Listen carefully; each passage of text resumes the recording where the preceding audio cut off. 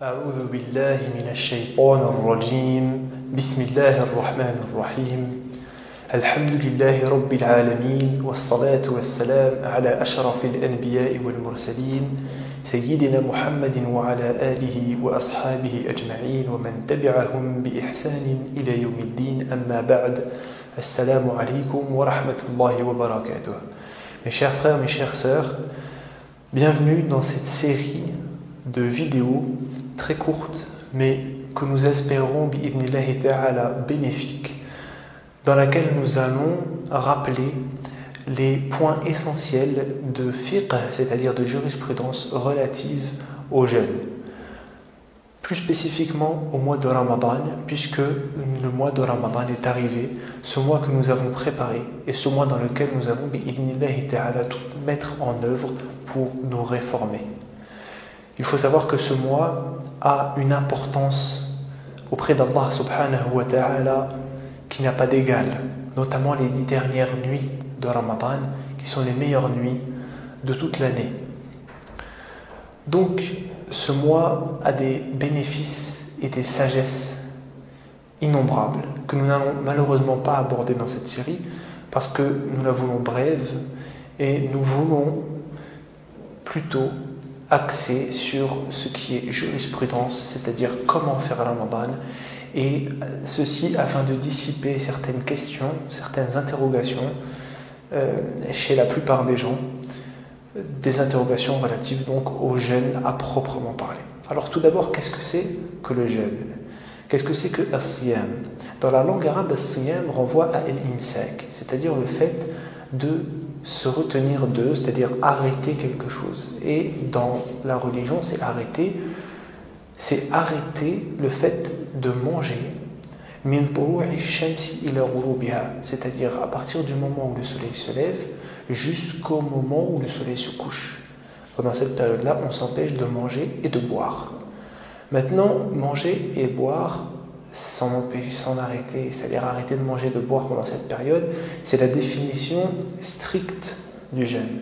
Mais le jeûne n'est pas venu que pour cela. Cela n'est venu que pour la forme, si vous voulez. Mais le fond, c'est l'adoration.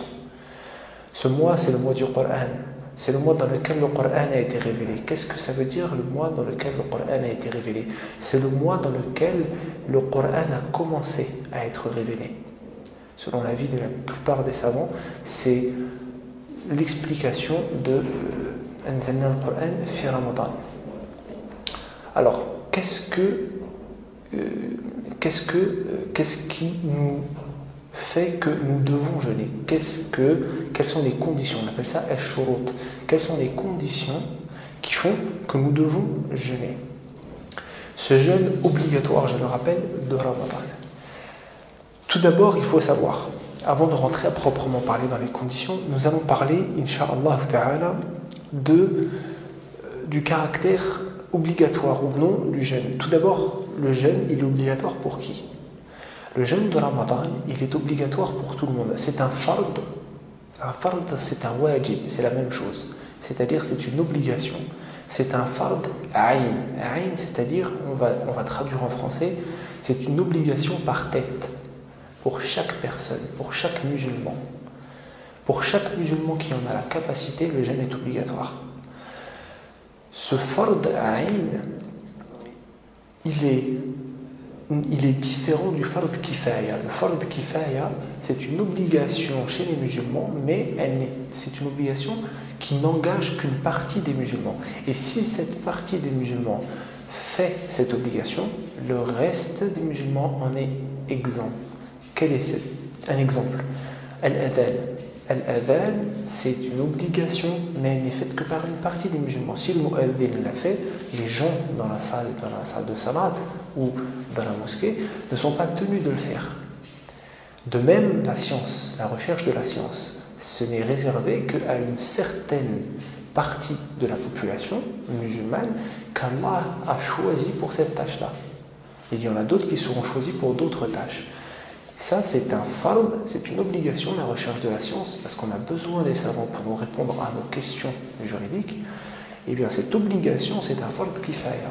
Si les savants et les tolab al-ilm s'en chargent, les autres en sont exempts. Maintenant, si personne ne s'en charge, tout le monde doit se mettre à rechercher la science jusqu'à ce qu'on crée cette partie kafia, c'est-à-dire qui va nous suffire.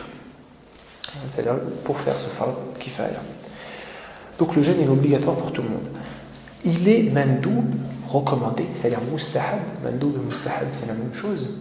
Il est préférable, recommandé, pour... Alors ça, c'est selon les écoles. Il va l'être pour le voyageur et le malade. Mais tout le monde n'est pas unanime sur cet avis. Il y en a qui disent que le voyageur et le malade, par exemple le prophète alayhi salatu wassalam, a affirmé lorsqu'il a vu une personne qui jeûnait alors qu'il était en voyage avec les compagnons, cette personne, elle avait du mal.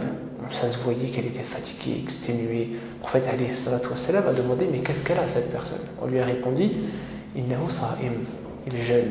Le prophète alayhi salatu wassalam a répondu laysa min al-birri as-siyamu fi as-safari, c'est-à-dire le jeûne, il n'est pas pieux, ça ne fait pas partie de l'obéissance, le fait de jeûner pendant le voyage.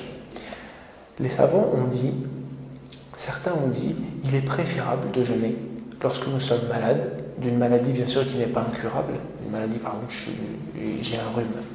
Ils vont dire c'est préférable, on va dire un bon rhume, un virus qui m'empêche quand même une bonne maladie. Et bien cette maladie-là, les savants vont dire il est préférable de jeûner. Tout comme il est préférable de jeûner pendant le voyage. D'autres vont dire non, il est préférable de ne pas jeûner, parce que cette rukhsa, cette excuse qu'Allah nous donne, elle est faite pour des créatures, par un créateur au-dessus des 7 cieux, et s'il nous a donné cette excuse, c'est parce que justement, il nous connaît, il veut nous faciliter. Allah subhanahu wa ta'ala veut nous faciliter. Donc nous ne pouvons pas refuser un cadeau d'Allah subhanahu wa ta'ala. Ces deux avis existent et il ne faut pas être mutashaddid, il ne faut pas être dur et restreint dans son avis et faire la guerre aux gens qui n'ont pas le même avis que nous, qui ont un avis contraire. Et je le répète, les deux avis existent.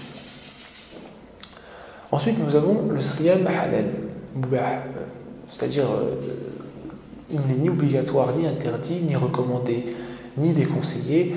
Si on veut, on le fait, si on veut, on ne le fait pas. Il est pour deux personnes. C'est pour les femmes. La femme qui est enceinte et la femme qui allaite. Elles peuvent jeûner tout comme elles peuvent ne pas jeûner. Ça, c'est relatif à leur propre personne. Ça leur est autorisé. C'est-à-dire elles peuvent jeûner, elles peuvent ne pas jeûner. Donc parlons bien du jeûne obligatoire, n'est-ce pas? Donc, alors, là on a vu à peu près, par rapport à Ramadan, comment ça se passe par rapport aux différentes catégories de personnes. Il y a aussi le siyam qui est haram. Pour qui le siyam est haram? Le siyam de Ramadan est haram pour la femme qui est en état de menstru, qui a ce qu'on appelle al-hayd, c'est menstru, ou la femme qui a du sang qui s'écoule après un accouchement.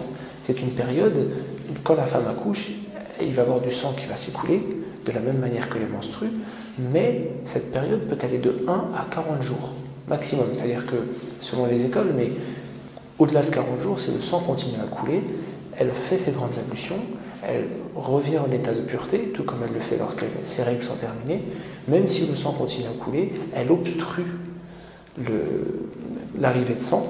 Alors, nous avons des moyens. Aujourd'hui, alhamdoulilah, nous avons des tampons, des serviettes qui nous facilitent la chose, et elle continue à faire ses actes d'adoration comme si elle était purifiée, parce qu'elle est considérée comme purifiée. C'est très compliqué, d'où les savants tirent les délits, etc. Mais ça, c'est pour comprendre que la femme peut, alors qu'elle a du sang qui s'écoule, faire ses actes d'adoration.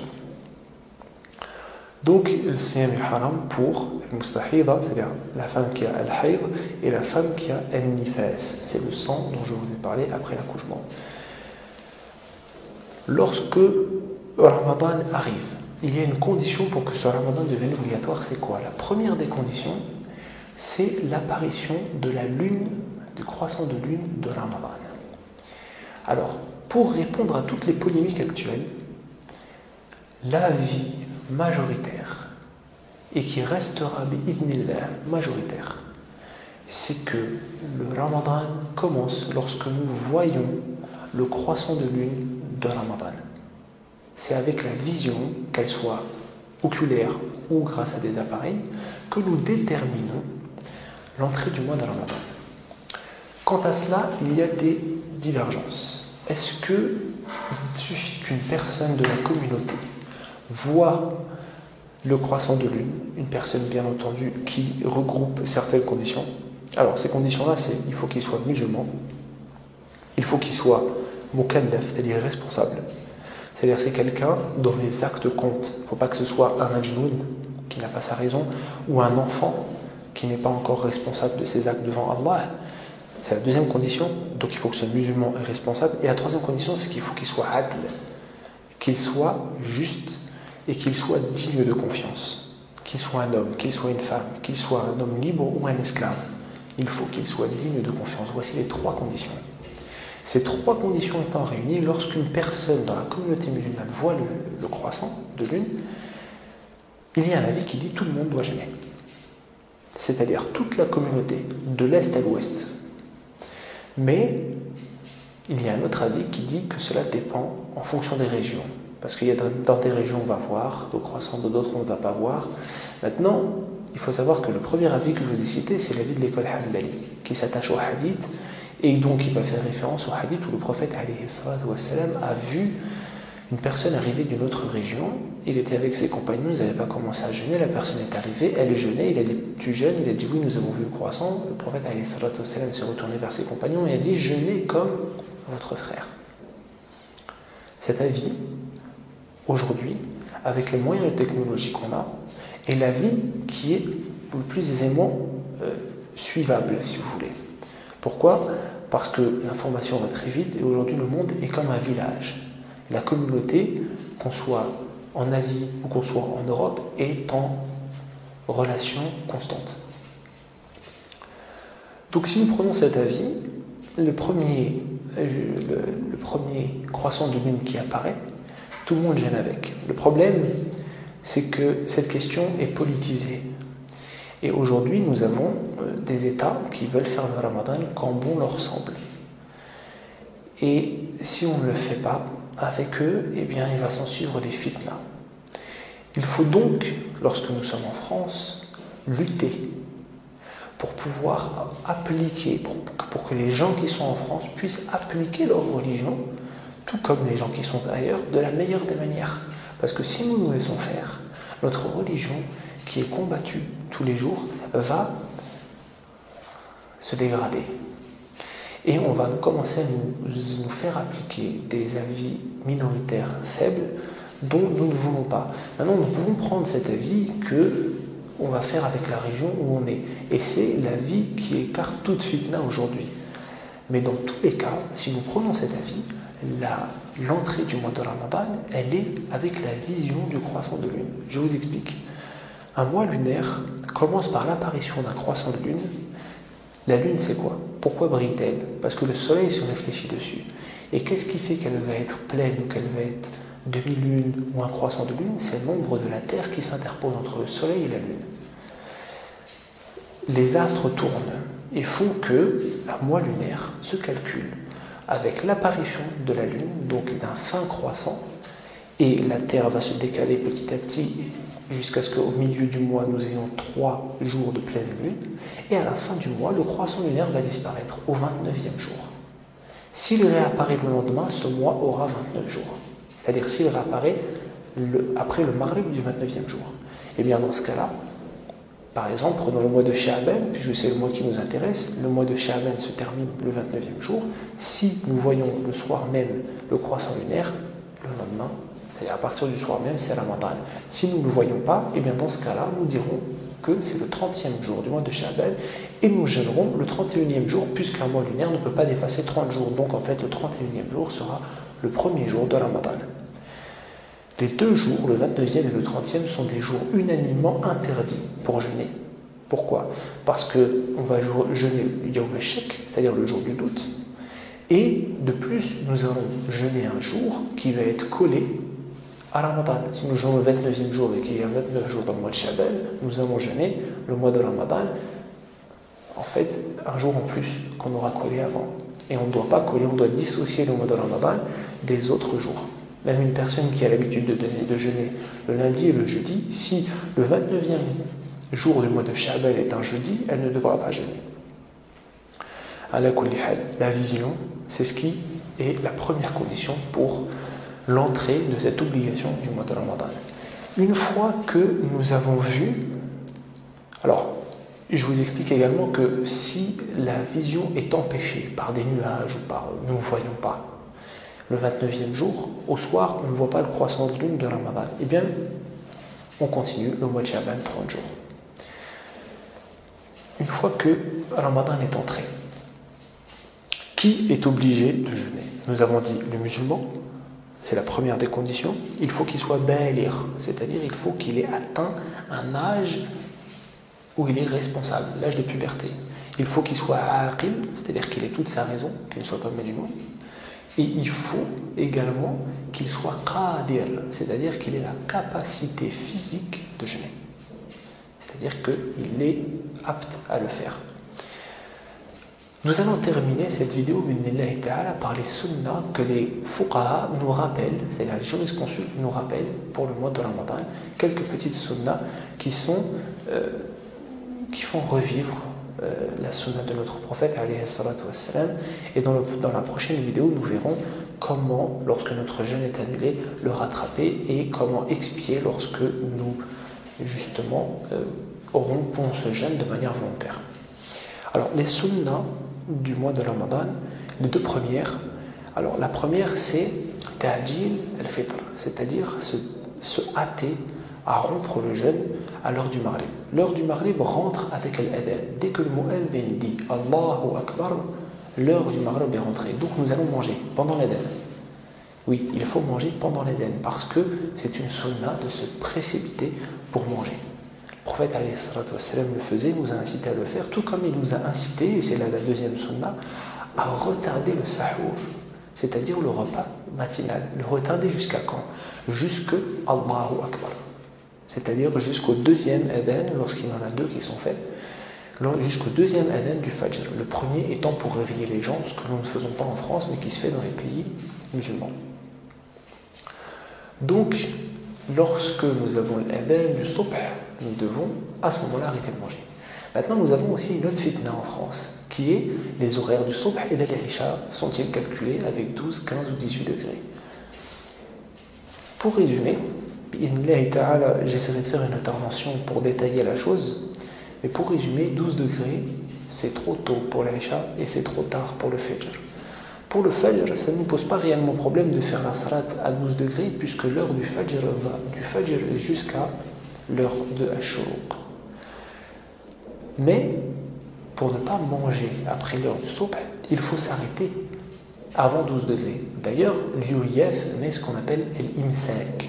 Je vous renvoie à la définition de as-siyam, on dit c'est l'imsak, c'est-à-dire ça, on s'arrête 15 minutes avant. Pourquoi 15 minutes avant? Parce que 12 degrés c'est trop tard. Et 15 minutes avant correspond au 15e degré. Le calendrier, pour ceux qui regardent un peu internet, est de Al-Kanz. Al-Kanz nous offre le calendrier qui est le calendrier qui a été adopté par les conseils de l'Amérique du Nord.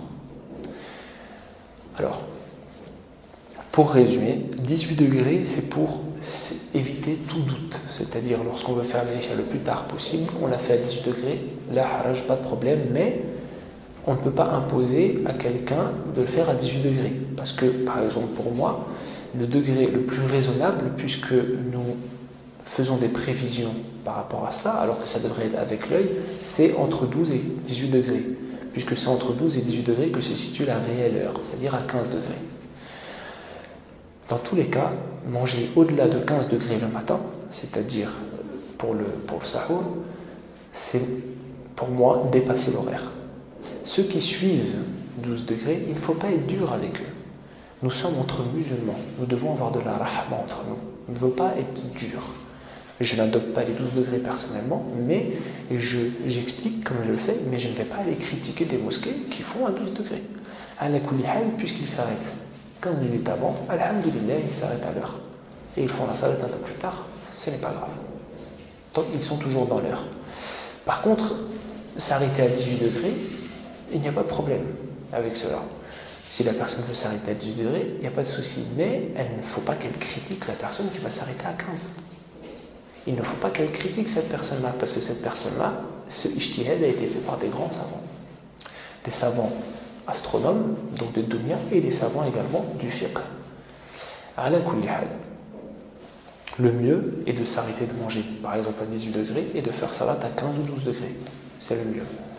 Alors vous me direz, oui, mais la sunna, tu viens de nous dire que la sunna, c'est de manger juste avant la salat. En effet, mais nous sommes dans les temps de fitna. Et tant que cette fitna aura lieu, il faut bien faire avec. Donc lorsque nous allons à la mosquée faire la salat avec les gens qui la font, les horaires de l'UOIF à 12 degrés, on va la faire avec eux. Mais, c'est-à-dire, pour se préserver, on arrête de manger un peu avant. C'est tout. Et bien, on essaie d'apprendre sur cette question les différents avis, on essaie de se renseigner et on essaie d'être des musulmans actifs qui connaissent leur religion et qui savent agir avec science pour pouvoir lever cette fitna. C'est une responsabilité qui nous incombe à tous. Ensuite, nous avons une sunna qui est de faire énormément d'actions de bien pendant Ramadan. Pourquoi ? Parce que Ramadan, c'est, si vous voulez, un tremplin pour l'année. C'est un tremplin pour l'année. C'est pendant ce mois-là que nous devons redoubler d'efforts afin que les efforts tout au long de l'année nous soient facilités. Nous devons également, et je terminerai par ces sunnas-là, lorsque nous rompons le jeûne, bien entendu, il y a le doha. Je vous renvoie au livre de doha pendant Ramadan. Il y a le doha qui est une sunna du prophète alayhi salatu wassalam. Et nous devons rompre le jeûne comme le prophète alayhi salatu wassalam l'a fait. Quand je dis nous devons, ce n'est pas une obligation. C'est mustahab, c'est une sunna. Ce qui est sunna n'est pas obligatoire. N'allez pas obliger les gens à faire cela alors qu'ils ne savent pas que c'est une sunna. Ou même s'ils le savent, ils n'ont pas envie.